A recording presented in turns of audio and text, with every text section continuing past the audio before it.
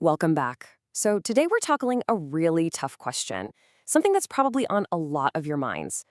Is it possible you're unknowingly blocking your own pregnancy? We're going to break down a few simple, often overlooked mistakes that fertility experts say a ton of couples make totally without realizing it. So let's just dive right in. You feel like you're doing everything by the book, right? You're tracking ovulation, you're seeing the doctors, you're following every piece of advice you can find. But it's still not happening. And that frustration is so real. Well, what if the solution is hidden in these tiny practical details that busy clinics, they just don't always have the time to go over? Okay, so here's what we've got on tap. We're going to start with the absolute foundation, getting the timing right. Then we'll get into the three big mistakes and, more importantly, how to fix them. And at the end, we'll pull it all together into a super simple, no-cost action plan you can literally start using tonight. Right. Section 1, the conception deadlock. When you go to the doctor, it's usually all about the big stuff, right? Tests, prescriptions, medical procedures. But what can get lost in the shuffle are those super practical, in-the-moment tips for the actual moment of conception. And honestly, it's those little things that can sometimes make all the difference. Okay, Section 2 is all about decoding that fertile window. Because look, before we even touch on the mistakes, we have to talk about timing. It is everything. It's the cornerstone of this whole thing. So let's get laser focused and pinpoint the absolute best time for you to try. And you'll see in a second, it really does change based on your own cycle. Now, this chart is fantastic because it just simplifies the whole thing. Forget about all those complicated apps and calculations for a minute. All you have to do is find your average cycle length on the left, and boom, there's your most fertile period. And the advice from the experts? Have intercourse every other day during that window. That's how you really maximize your chances. All right, let's get into the good stuff. Section 3, mistake number 1, the post-intercourse rush. This is a big one, and it happens immediately after, It's really all about what you do, or maybe more importantly, what you don't do in those first few critical moments. So here it is, mistake number 1, getting up too quickly.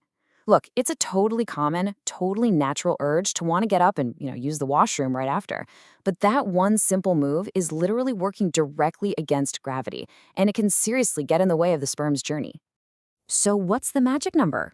It's right here, 35 to 40 minutes. You've got to stay lying down for at least that long. That's the sweet spot that gives the sperm the absolute best shot at traveling where they need to go without fighting against gravity the whole time. And get this, there's even a best practice for how to lie down. It's not just about being still. First, you lie flat on your back for about 15-20 minutes. Then you turn onto your right side for another 15-20. And finally, over to your left. Why? Because by switching it up, you're actually helping guide the sperm toward both fallopian tubes. You never know which side you're going to ovulate from, right? So this little technique basically covers all your bases. It's brilliant. Okay, moving on to section 4 and mistake number 2, the lubricant trap. Now, this one involves something that, tons of couples use to make things a little more comfortable. But it turns out it could be unintentionally sabotaging the whole effort. So let's break this down. On one side, you've got artificial lubricants and oils, and while they seem like a totally harmless, easy solution for dryness, the hard truth is that many of them can actually damage sperm or mess with their ability to swim. The advice is pretty clear. If you've been trying for a while, you should probably avoid them. On the other hand, you have natural lubrication, which comes from, enough foreplay. That creates the absolute ideal environment for sperm. It lets them travel easily, exactly the way they're supposed to. And that brings us to our third and final mistake. In section 5, defying gravity. This is all about not just avoiding gravity working against you, but actively using it for you. There's a really simple, really powerful position that a lot of people try maybe once or twice and then kind of give up on. But the advice here is clear. You need to make this a consistent part of your routine every single time. And this quote really says it all. Many women have conceived with this one position alone without any other treatment. The point is, please don't just write off the legs up the wall position as some old wives' tale. The evidence is there. It has been incredibly effective for so many people. It costs absolutely nothing, and it is 100% worth doing. So, how do you do it right? It's super simple.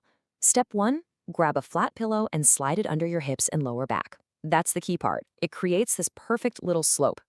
Step 2, raise your legs straight up against a wall. And step 3, just hang out like that for 10 to 15 minutes. That's it. This little trick uses gravity to your absolute advantage, helping make sure more sperm travel in the right direction and, well, less is lost. Okay, let's wrap this all up in our final section, your no-cost fertility boost. I mean, when you boil it all down, what have we learned? It's that 3 incredibly simple, totally common sense, and completely free adjustments to your routine could make a huge difference. It's really all about working smarter, not just harder. So let's put it all together into your action plan. Here's what you need to remember. First, plan intercourse for your fertile window. Second, after you're done, stay lying down for that 35 to 40 minutes and remember to shift positions. Third, ditch all the artificial lubricants and oils. And fourth, use that legs up the wall position for 10 to 15 minutes. Oh, and the source adds one more little bonus tip. Consider having intercourse the day after your period ends. For some people, especially with shorter cycles, the cervix can still be open, giving you another opportunity. So, could one of these simple changes really be your key to success? I mean, we're told that for so many couples, these exact methods worked when all the expensive conventional treatments didn't. And that just leaves us with one final thought to chew on. In a journey that can feel so incredibly complex and just overwhelming, is it possible that the real key to success is hidden in these simple back-to-basics changes?